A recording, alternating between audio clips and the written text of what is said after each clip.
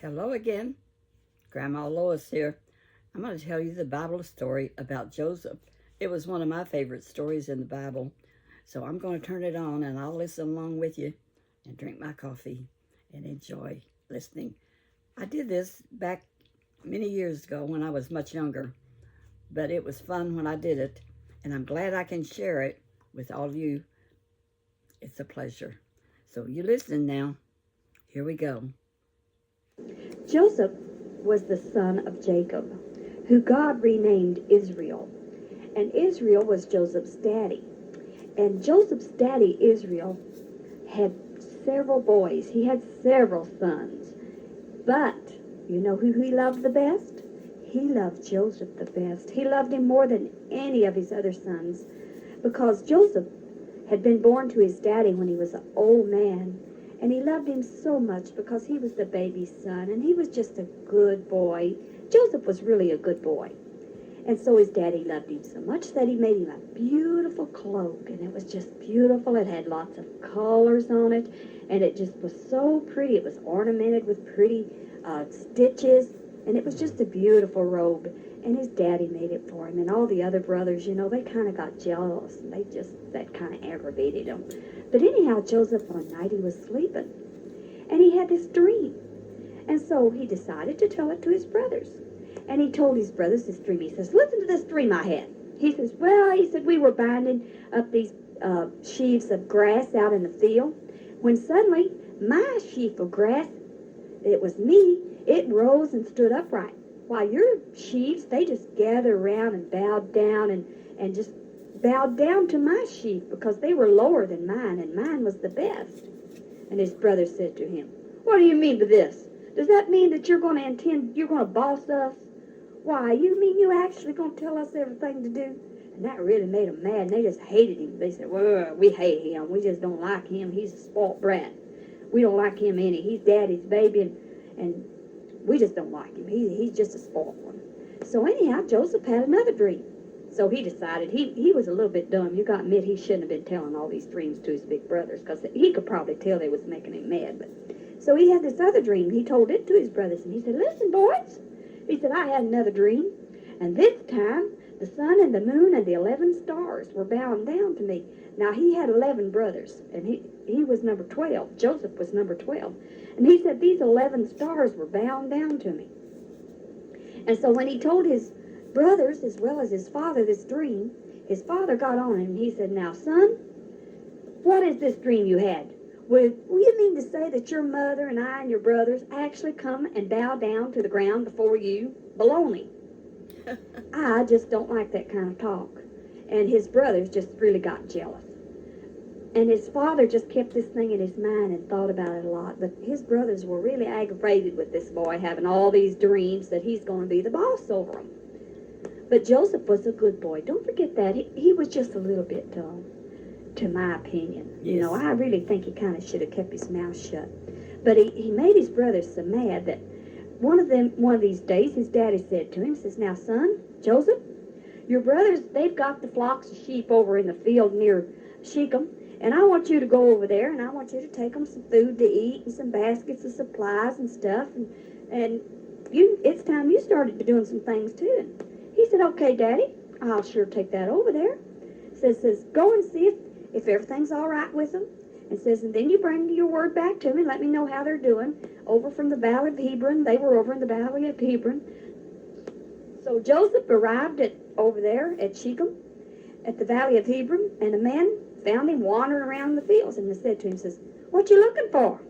Joseph says, I'm looking for my brothers. Can you tell me where they're feeding their flock, they're grazing their sheep at? Because they got a whole bunch of sheep.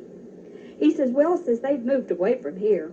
And he said, I heard your brothers say, let's go down to Dothan. So Joseph went after his brothers, and he found them down near Dothan. But they saw him in the distance, and his brothers was watching, see, and so they saw him coming. And they were still mad at him. They said, let's kill him. Let's just get rid of him. He's an aggravation to us. He's just an old dreamer, and all he does is dream and tell these fancy dreams. And let's just kill him and throw him in one of those big holes over there in the ground and let a mean animal just come up and eat him all up. And then Then we'll see what comes of his dreams. He won't think he's so smart then. We'll get rid of that boy. But his older brother Reuben kind of liked him a little bit. So he said to his brothers, he says, no, let's don't kill him. That's not nice. Let's don't shed his blood. Let's don't kill him. Let's just throw him in down one of them big holes in the desert and don't lay a hand on him. Let him starve to death. Now, that wasn't nice, was it? No. But that's what they decided to do. They said, we won't lay a hand on him, but yet he'll be down in that hole and he'll starve to death. So that'll get rid of him. So when Joseph came over to his brothers, he took off his fancy robe, his beautiful robe his daddy had made him. And he threw it, and they took it off of him, and they stripped him down, and they threw him in the cistern. They threw him in a cistern. It was a big hole. And the cistern was empty, and there wasn't any water in it, so he wasn't going to drown, but it was so deep he couldn't get back out of it by himself. So his brothers says, we're rid of him. So they sat down, they decided to eat their meal, and they looked up and they saw a caravan coming, a bunch of men coming that traded, and they had camels, and they were loaded all down with spices and balm and myrrh and different good things. And this caravan was on its way to Egypt. And one of the brothers, Judah, said to his other brothers, he says, I'll tell you what we do. He says, what good will it do us if we kill him? He says, we won't kill our brother Joseph. He says, let's sell him to that caravan for slaves. And we won't lay our hands on him, and after all, he is our brother, and we ought not murder him. But we'll just sell him into slavery, and we'll just sell him to these strangers, and they'll take him on down Egypt, and we won't ever see him again. We'll be rid of him. So these Egyptian Midianite merchants, these men came by with their camels and everything, and so the brothers, they went over to the hole in the ground. They pulled Joseph up out of there. They got him up out of that cistern, and they sold him for $20. And it says in the Bible they sold him for 20 shekels of silver to the Ishmaelites, who took him on down into Egypt to a far, far country. So when Reuben, the big brother, who didn't want to kill him, came and saw that Joseph wasn't in that hole anymore, he tore his clothes all up and he said, that boy isn't there. Where did he go? What can I do? Because he didn't know his other brothers had sold Joseph down into slavery, and he would never see him again probably. Oh, what can I do? And then they took Joseph's robe, and they killed a goat, and they put blood all over the robe, and they took the robe down to their daddy, and they showed him the robe that had blood spattered all over it. Just blood everywhere. And oh, no. Daddy he started crying, and he tore his clothes, and he said, oh no, my son is dead. My son has been killed by a mean, ferocious animal. Oh, what am I going to do? My son is killed, and he was so sad. But we know that Joseph wasn't dead. He was a slave, and they had taken him down into Egypt, a far, far country, many, many miles away. Now, down in this land where they had taken Joseph and where he had went to be a slave, this very, very rich man, Potiphar, who was an Egyptian, and he was one of Pharaoh's officials, and Pharaoh is the big king, But this Potiphar was a captain of the guard, and so he bought Joseph to be his slave and to work for him. And everything that Joseph did in his work, God blessed him. God just blessed Joseph because Joseph was a good boy, and he just always loved God. And his master, who was Potiphar, saw that Joseph was doing so good and working good, and you know what happened? This guy's wife, Potiphar's wife, thought Joseph was good looking. But Joseph wasn't married, and he didn't want to get married at that time. He just wanted to do his business and work and do whatever his boss wanted him to do. But the boss's wife says, oh, that Joseph is cute. I'd like to kiss him. But that's not nice. If you're married, you don't supposed to kiss somebody else. So she kept trying to get Joseph to come over to her house to see her. And he said, no. He says, I'm the boss here. He says, my master don't want me to do anything over at the house. He wants me to do all these other things. But she says, but I want you to come over to the house. And he kept saying, no, you're a married woman. So one day, while the boss was gone, she tricked Joseph into coming over to her house. And he went over there. And so when he went over there, she grabbed him and started to hug him, and kiss him. And he started getting away from her. Don't do that. And so she grabbed his coat right off of him. And then she says, I'm going to tell everybody you tried to make a pass at me, that you wasn't nice. And the lady told a lie. She said, he was trying to kiss me and I didn't want him to. And she turned it right around backwards. Well, that wasn't nice because Joseph didn't love her. He wanted her to be a good wife to her husband.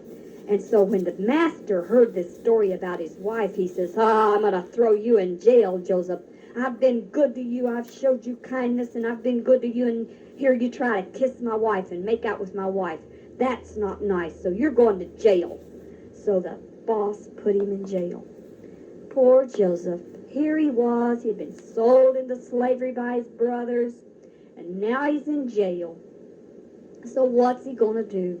Well, Joseph was getting smarter now. He wasn't so dumb anymore. He was learning a lot of things. And so while he was in prison, he won favor with the warden. And next thing you knew, the warden, who was the boss of the jail, started letting Joseph take care of things and help him at the jail. And so Joseph was just making the best of things. He just made the best of things while he was there in jail. And so he'd been in jail 2 whole years. And he had interpreted some dreams for a couple of men that had been in jail with him. And then the Pharaoh, the king, the really big king of the country, had a dream. And so he started looking around for somebody to interpret his dream. And he couldn't find anybody to interpret his dream. His dream was really strange. I mean, this was a funny dream.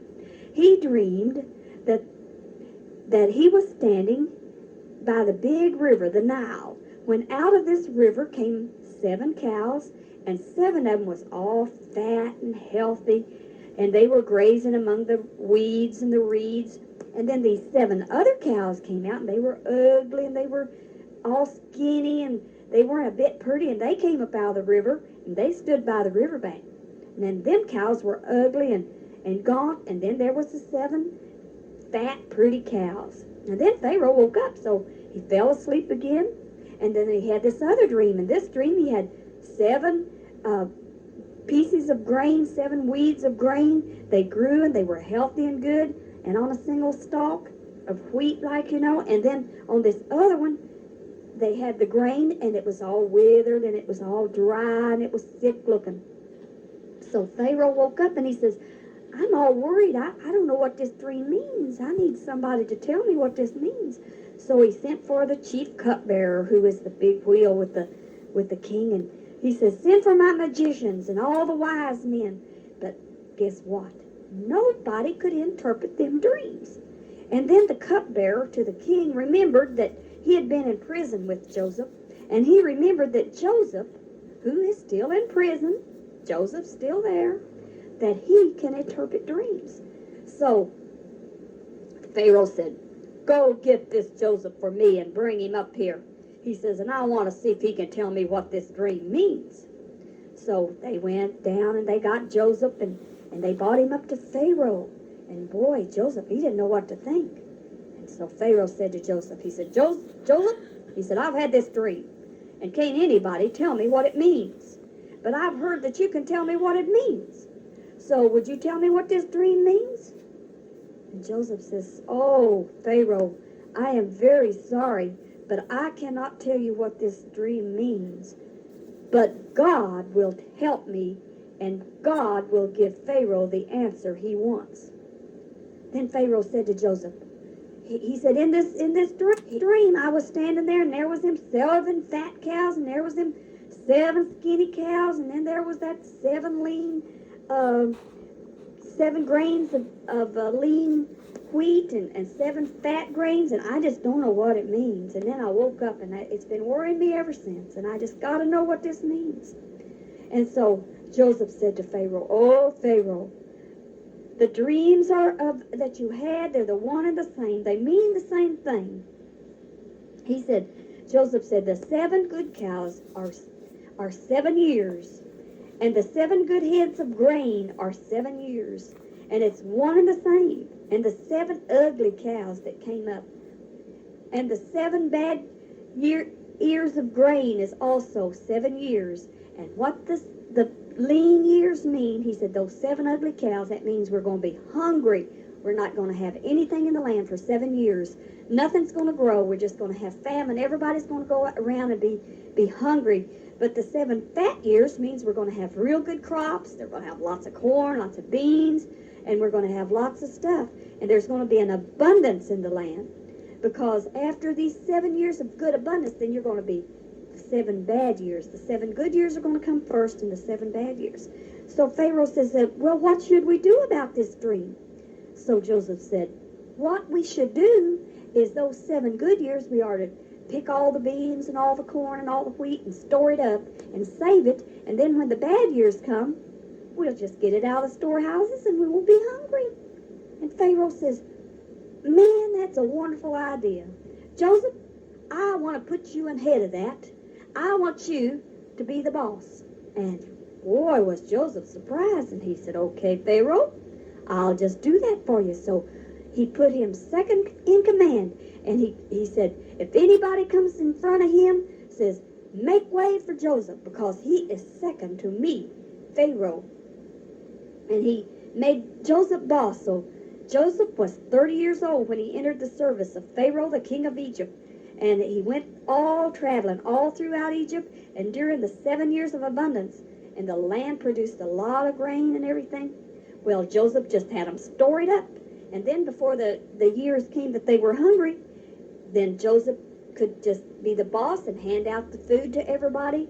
And the hunger just spread all over the land. That time came and Joseph was still there. But guess what happened? You remember his brothers that got rid of him down in a far land? Well, they were getting hungry because down in their country there wasn't any food either. So what are they going to do? Their daddy says to them, says, boys, I want y'all to go down into the land of Egypt, and I want you to buy us some grain. Says, we're getting hungry. We need corn, beans, and peas. And I want you to go down there and buy them. Now, Joseph was the governor of this land, the one who sold grain to all the people. So when Joseph's brothers arrived, guess what happened? They bowed down to Joseph. But they didn't know who he was. But he knew who they were. But he just pretended like he didn't know them, see. And he asked them, he says, where do y'all come from? And they said, oh, we come from the land of Canaan, and we got to buy food. And Joseph, he says, okay, but I don't believe you. I think you're spies. You've just come down here to attack us and to see how the land lays, and you just want to make war. And they said, oh, no, my Lord, we don't want to do that. We're just good boys, and we just come down to buy grain because we're hungry up there. And we are all the sons of one man. We got one man is our daddy, and we're your servants, and we're not spies. And he said, no, you have come down here where our land is unprotected, and you want to attack us. But they said, no, we're 12 brothers, and the sons of one man. And says, and the youngest is now with our father, and one is no more. We used to have another brother, but he's no more, and he's dead. And says the animals killed him or something. He ain't there no more. But we knew they were lying, huh? Because Joseph knew they were lying too. And he said, no, I don't believe you. Joseph said, I don't believe you. You're spies. And this is how you will be tested. As surely as Pharaoh lives, you will not leave this place unless your youngest brother comes here. He says, send one of your number to get your brother. Go get him. And the rest of you will be kept in prison so that your words may be tested to see if you're telling the truth. And if you're not, surely as Pharaoh lives, you are spies. And he put them all in prison for 3 days. Oh, and they were so sad. Oh.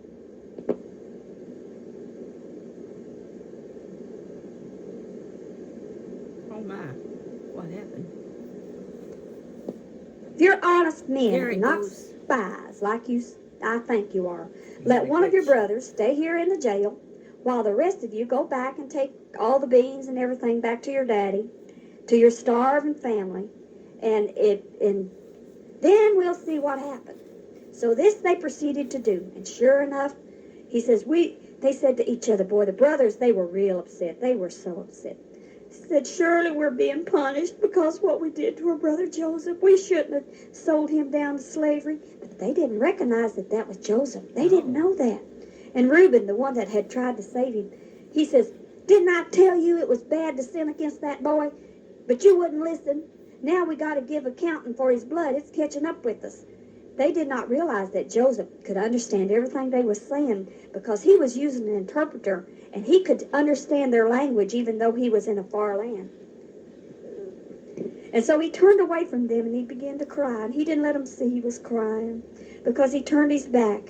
And then he turned back around after he got done crying because it made him so sad. He wanted to really tell them, but he didn't want to tell them yet because they need to be punished a little. So he turned around and he took his brother Simeon and he put him in jail. And he says, now I'm going to keep Simeon and I'm going to fill your bags with grain and you can take it back down to your daddy and to your families. And I'm going to let you go on back where you come from. And so, but they didn't know it, but he put all their money in their sacks too. That they were paying with, he put all their money right back in their sacks. And he gave them provisions for their journey. And after this was done for them, he loaded their grain on their donkeys and they went back home to their daddy. And at the place where they stopped for the night, one of them opened his sack to get some feed out for his little donkey. And you know what he found in that sack? He found the money. And he said, my silver's here in the sack that I was paying for my feed. He said, what's going on? What is this that God's done to us, that our money is back in our sack? So when they came on down to their father Israel, to father Jacob, in the land of Canaan, they told them what had happened. They said, this man was boss over all the land, and he was mean to us. He put us in jail, and he talked ugly to us, and he treated us as though we was spying in the land. And we wasn't spying in the land, Daddy. You know we're good boys. He says, we're honest men. We're not spies. We're 12 brothers, we told him, the sons of one father. And we told him one is no more, and the youngest is now with our father in Canaan. We told him all that, but he didn't believe us. But he's keeping Simeon down there. He kept one of our brothers in prison, and we got to go back and get him. So he said, that man who is Lord over the land said to us, this is how I will know whether you're honest or not. I'm going to keep your brother. And says, and I will give your brother back to you when you come back. So they emptied their sacks and everything. And then when their father saw that they had money in their pouches, it scared him. And he said to him, he said, well, it's bad enough. You've left one of my sons down there. Joseph's been killed and is no more. And Simeon's down there in jail. Now you want to take Benjamin down there. So the father was very angry because he said, now you took one son down there and now they want to take Benjamin down there. Says, and I don't know what I'm going to do. So why did you bring this trouble on me by telling the man you had another brother? You shouldn't even told him you had another brother. And they replied and they said, well, this man questioned us real close about our family. He said, is your daddy still living? We said, yes. He says, do you have another brother? And we said, yes. And he said, how will we know what to say? And then he said, bring your brother down here. So we're going to have to bring him because they said, don't you ever come down here again unless you bring your baby brother with you. So we got to take him. So their father Israel said to him, he says, well, if it's got to be, then do it. Put some of the best things of the land in your bags and take them down to this man as a gift. Take him a little balm and a little honey and some spices and myrrh and pistachio nuts and almonds. It says, take double the amount of silver with you, for you've got to take back that silver that you found in your sacks. You can't keep that. That was a mistake. And you take plenty of money to pay for what you're getting. And you take your brother also, and you go back to this man right now. Get on down the road. And may God Almighty grant you mercy before the man, so that he will let your brother and Benjamin come back with you. As for me, I'm so sad. I'm bereaved. I'm so sad. I'm just going to be crying. So the brothers, they took the gifts, and they took double the amount of silver, and they took baby brother Benjamin down to Joseph. They didn't know that was Joseph. That's what's so tricky. They didn't know that that was their older brother, their younger brother, that they had thrown in the pit and sold to the slaves, to be a slave. So the men, they took the gifts and double the amount of silver, and they took Benjamin, and they hurried down to Egypt, and they presented themselves to their brother Joseph. When Joseph saw Benjamin with them, he said to the steward of his house, take these men over to my house and kill a cow, and for dinner, fix dinner. They're going to eat with me. They ought to come to my house for dinner. So the servants, they fixed a big dinner, and he did as Joseph told him, and they took the men over to Joseph's house for dinner because they still didn't know that that was their brother. Now they were frightened because they didn't know what this man was going to do to them over there at their house. They didn't know what Joseph was going to do. They thought maybe they was going to throw them all in jail because they had stole that silver, but they didn't really steal that silver. Joseph had made the steward put it back in the sacks. They said probably what he wants to do is attack us and overpower us and keep us for slaves and take our donkeys.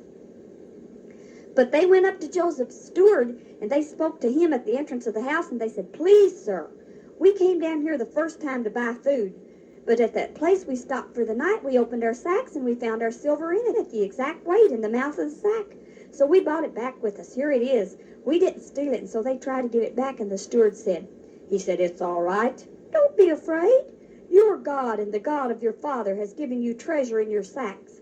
I received your silver." And then he brought Simeon out to them, and that was the brother that was in prison. He brought them back out and let him out of jail. And so the steward took the men into Joseph's house, and he gave them water to wash their feet, and he provided fodder for their donkeys, feed for their animals, and then he prepared their gifts for Joseph's arrival at dinner time, because they had heard that they were to eat there with Joseph. They didn't know what to think. So Joseph came home, and then they presented him with the gifts that they had brought to the house, and they bowed down before him on the ground. And just like that dream he had had many years before, and he asked them how they were, and they said, "Well, we're fine." He says, "How's your old father you told me about? Is he still living?" They said, "Yes, your servant, our father, still alive and well."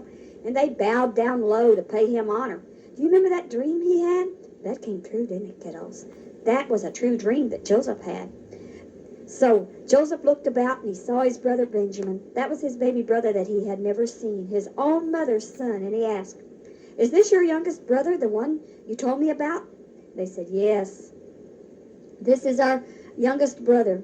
And so Joseph was deeply moved, and he looked at him, and he hurried out because he got so sad he knew he had to go hide somewhere and cry, and he ran into another room, into his private chamber, and he just started crying. "Oh, that's my brother, and I can't tell him yet, but I'm going to tell him pretty soon, but I can't tell him yet." So Joseph just washed his face, and then he went back out and acted like nothing had happened, and he said, "All right, feed them. Serve the food." So they served the food, and then he served himself and his brothers, and they all ate together, and they just had a real good time. And so he told his servant, Joseph said to his servant, he says, "Now I want to do one more tricky thing."